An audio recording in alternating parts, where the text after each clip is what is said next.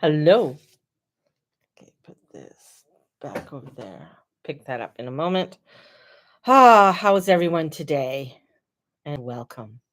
Welcome, welcome, welcome. Look at that double chin I'm getting. Oh my God. Emotional damage. What is this? What is this? What is this? Out of my head because think about it. Think about being his mother and his father. They're only two children, both sons gone together overnight. Think about his now wife, who has been with him for the last 13 years. Keep in mind. Oh, I don't know what that's all about. But anyways, I will research that out. Here we go. Sorry, I got distracted. Oh, look at this. My hair. I don't know. I Hello everybody and welcome. Welcome. I got moon face today because we're coming into a full moon on the 10th. Um if you're wanting a moon reading, get a hold of me. They are on sale. So, and they're delivered personally to your email. Yeah, I go up to your email, like personally delivered, but they're personalized just for you. They're not um a cookie cutter reading. That's not what they are. They are a an actual reading that I do. I don't even know what to explain. Welcome to Thursday. Thursday. Oh my goodness. Big breath. Big breath.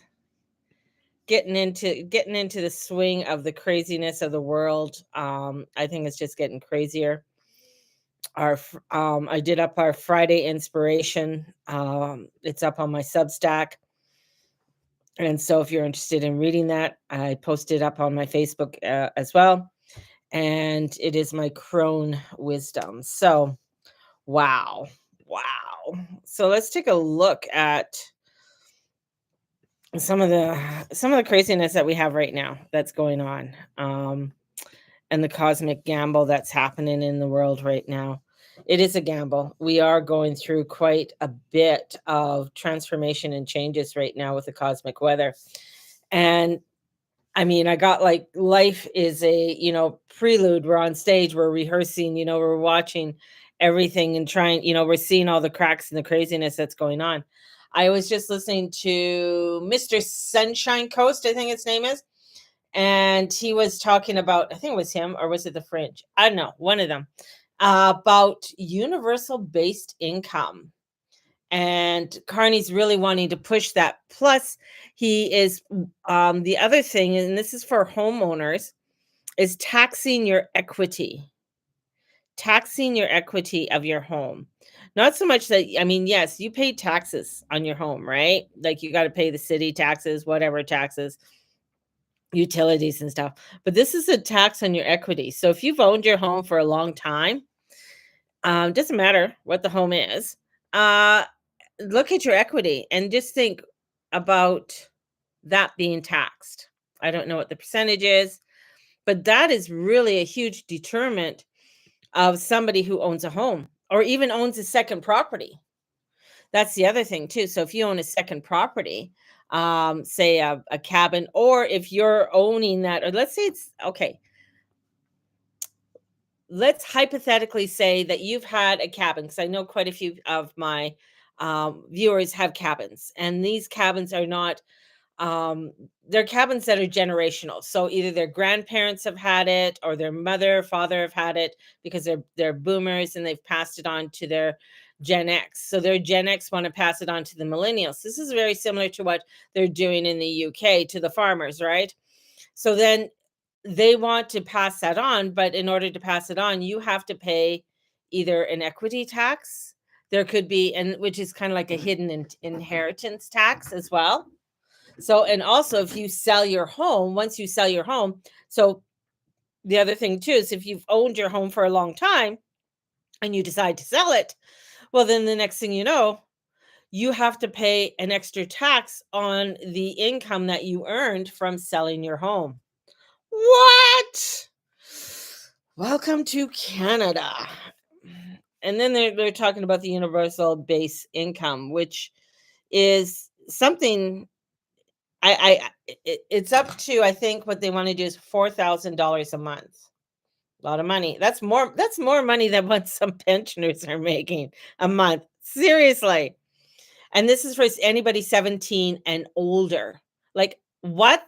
First of all, why would anybody under the age of, let's put it, under the age of 60, unless there's something there, there's some kind of disability, but then you get it, your disability, get a universal based income. So just thinking, why would a 21-year-old or a 30-year-old who's able to work get that? I don't, you know, and this is more than what they would even make on social assistance, right? And even on with social assistance, there's rules, right? So um you can like sort of collect it for so long. They really are on you to get a job and help you to get a job and blah blah blah. So this universal base income, because people are lazy. Yes, people are lazy. And the other thing is that they're blaming Trump on it because of the jobs and everything else. I'm blaming another issue that Canada has for the lack of jobs that are within many industries, including labor industry. So those guys who are carpenters or drywallers or footers or any of those cabinet fitters, their jobs are disappearing because of what Canada's immigration laws have allowed to come into Canada. So that is interesting. COVID made people stay at home. Yeah, it was a training. It was an espionage, right? So that was a training field to see what people would do. And I just find it interesting. And what really got me is because I know I know um because maybe my age, but for people on a pension, like on a Canadian pension, that earn less than $1,000 a month, right? Or earning, some of them. I mean, if you're lucky to earn 2 grand a month, and that's just on Canadian pension. That's not counting any other pension. If you have another pension because you've paid into it or worked and stuff like that's totally different.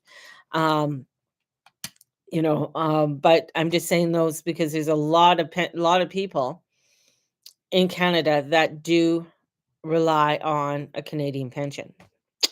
So that's interesting. I found that interesting in the news today.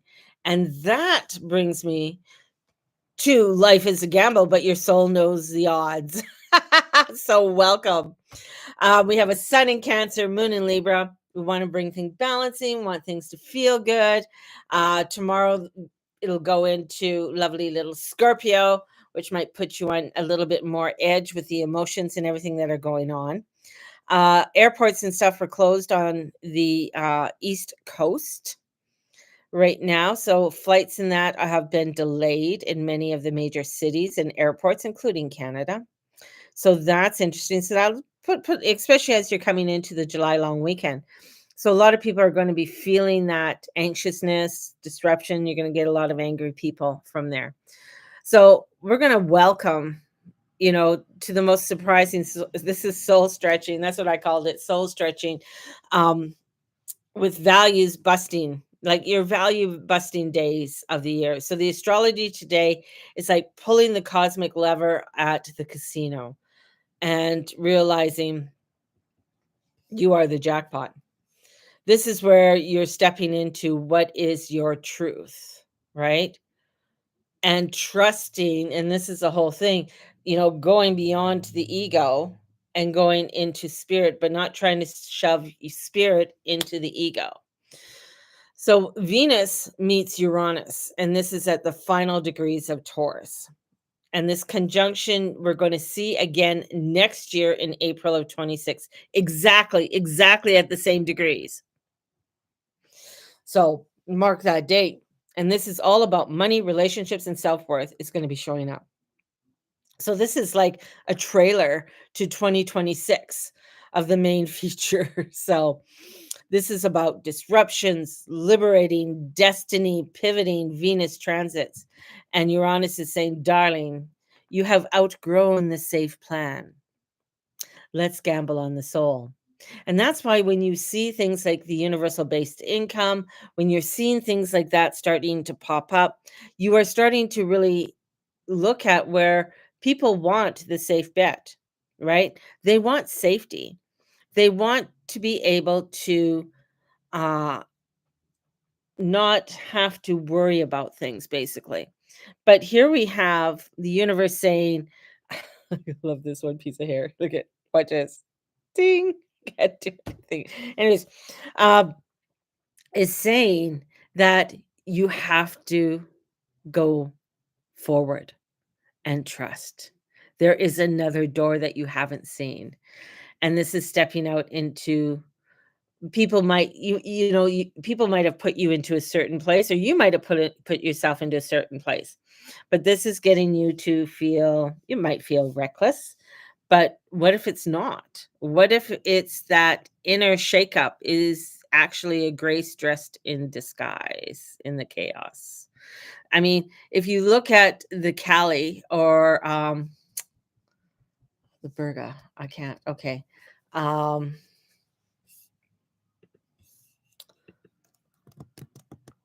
the Tara energy, the Kali Virga, Tara energy, Tara. Got to be specific here. Goddess energy. And the feminine energy of the Tara. So, which is the representation of, it's the divine feminine, which is the essential counterpart to the masculine. But the higher version um, of the Tara is disruption, is coming into a place of disruption.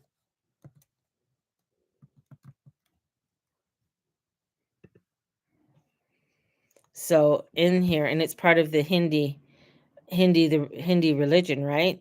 So this is bringing in where when you are invoking energy that is enhancing focus, calm mind, and connecting with the divine wisdom, when you are embracing that and you're bringing that in, it's going to cause chaos. You're not going to get, oh, I'm at serenity. Oh, my mind stopped chattering.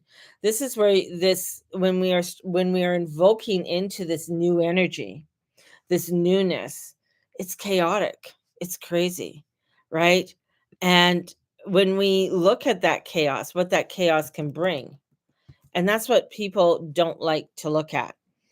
We don't like to look at that chaos because they talk about what are the eight dangers of in the Torah: the lion of arrogance, the elephant of ignorance, the fire of anger, the snake of jealousy, thieves of wrong views, the chain of um, misliness, flood of attachment, and the carnivore's demon of doubt.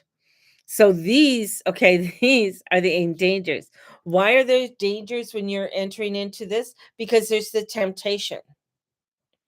There's things that are going to pull you because of your ego into a new direction, into a different direction, right? Where you're going to say, well, I need all of this, the flood of attachment or jealousy. Well, why isn't everything happening for me now? Or the arrogance, like, you get arrogance too that comes in, like the line of, oh, I could just go ahead and do whatever I want. I'm a lioness. Look at me. I'm walking through. Look at it. I'm very proudful, right? And this is where the energies are coming in and saying, you got to trust in God. You got to trust in the divine. This is to liberate us and to protect us from danger, right? So bringing in the Tara energy, the Tara, the beautiful goddess of the Tara. And there are different levels of the Tara that you can work with. And as we break into, what the Tara can do, I don't know. The Tara just came to me. So we're working with the Tara. It's to protect you against difficult dangers. So this is the Yugara. And so she also is known as Yugara Tara, which is the goddess all pervading, all manifest on earth. So protecting us from the evils that are on earth. So we have this beautiful goddess that we can embrace. She is a beautiful, beautiful goddess. We can also go into, if you want to go into the Divine Mother Mary, she's another goddess who wants to bring in protection for you because no evil can touch her. So you can go into the sacredness into these goddesses. And I feel for me, when I look at this divineness and I look at these beautiful feminine energies, I can see there is a link, there's a thread that connects them all, right? And brings in that allness. And they all have their attributes and what they are able to do, but yet they all are interconnected to work with us when we are engaging and when we are actually walking in that devotion of practice. This isn't a haphazard, oh, well, maybe I'll do it today, maybe I'll do it tomorrow. This is really bringing us in, no, I'm walking this path. And that's with that Venus Uranus conjunction is getting you to look at, oh, this is the path I have to walk on. Well, I don't think I can do this because my ego is saying I can't, right? It's saying, nah, I don't know. I don't know. And it might, because it might, this is going to be too reckless. This is going to be too crazy, but it's going to shake us when we do. And it's going to be it's going to be good because we have Jupiter in emotional Cancer, right? And it's doing a semi-square over to Venus and Uranus. So there is this it's isn't just handing out a feel good kind of snack. So this isn't just like saying, "Oh, go buy some chocolate," kind of thing. you know, which nice. I mean, yes, I love chocolate.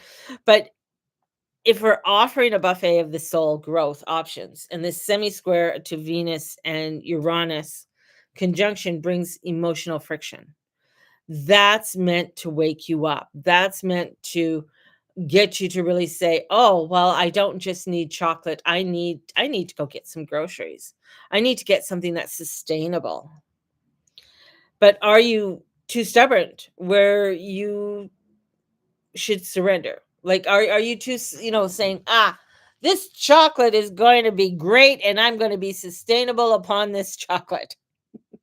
If only. But are we going to surrender and say, you know what, this chocolate isn't really sustainable? We really do need something else. We need something more sustainable. I need vegetables instead of just chocolate. And are we too passive where you should dare? Like, whatever, whatever, whatever. No, this is where you dare to go. This is where you set up. This is where your tummy gets those little butterflies saying, ooh, I don't know if I should do this. And that's what you should be doing. That's where the energies are. And bringing in, because we have this divineness that is all around us, that is asking for us to access it, to work with it on a daily basis. This is where we're coming into what a vibrational poker game, and you raise your standards, fold the old stories, right? Your values are being rewritten. And by this time, and by your soul, not your fear. So this is like we are rewriting. This is like we're entering into this newness, right? The stakes are high. They're very high. But this is where we're stepping into unknown. Like it seems radical, it seems crazy, or we feel, oh, I can't do that. Too many other people are doing that. But this is your buffet. This is your challenge. This is your disruption. And Libra will, balancing the disruption. Libra moon helps weigh the emotional storm, but also reminds us don't just choose peace if it costs your truth. Libras will not choose peace if it's gonna if they know what their truth is. If you've ever argued with a Libra, it's not a good thing. Because if this is my truth, this is what I know, they're going to argue with you. They're going to stand firm. They're not going to say, yeah, well, okay, and yeah, that's fine, right? No, It means a radical honesty with yourself. What is that radical honesty? Are you going to go back to the same old? Easy. Or are you going to step into the newness? Are you going to make up some excuse? Well, I just want to stick around because this person or that person, yet you're being called to move in a new direction or move in a different place. But you're anchored because you're hanging on to something that is no longer aligned with you, that doesn't work for you, right? So this is where, especially with Mercury and Leo, and this is going to be a long, long, long visit with Mercury and Leo because he's going to be retrograding there. This is speak as if you believe it, then become the person who does. This is doing the shit. And you got to keep in mind Uranus is heading to Gemini next week. Another Mercury sign, and another Mercury also, with Mercury also rules Virgo, and you have Mars and the South Node, meaning old methods of fixing life won't work. It's not a repair job. This is a reinvention of who we are and who we are wanting to be. This is where stepping into that crone wisdom. This is who I am. I'm not 21 anymore, or 25, or 30, or 50. I'm not there. I'm a crone. I'm a new crone, and I want to step into the newness of what this new crone energy is and embrace that of what it is.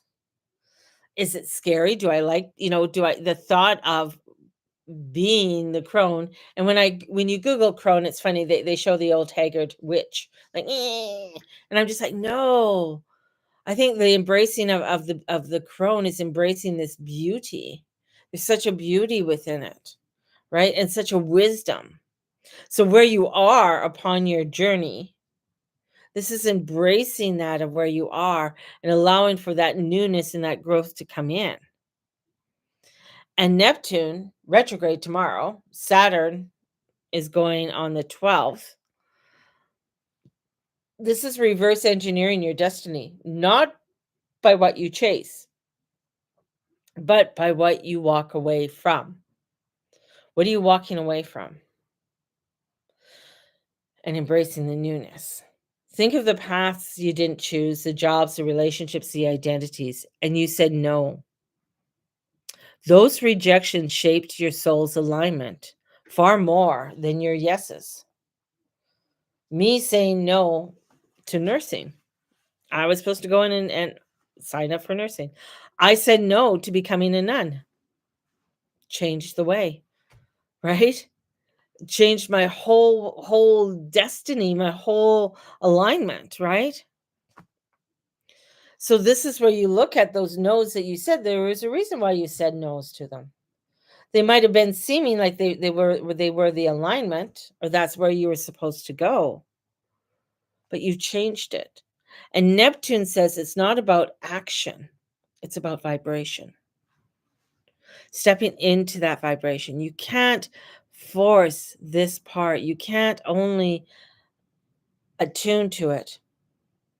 Let your no be sacred. Let your vibration choose for you. I can see for myself how my vibrations are changing. Doing these workbooks, I love it. I do. Doing the pre-recording, setting them out, they're fun. I want to get a little bit more creative with that. It'll come. But that's it, setting up and going into more of a coaching, right? And setting into more coaching and bringing in that coaching element into what I do. With the workshops and everything, and stepping into that crone wisdom. That's the vibrate, it's different.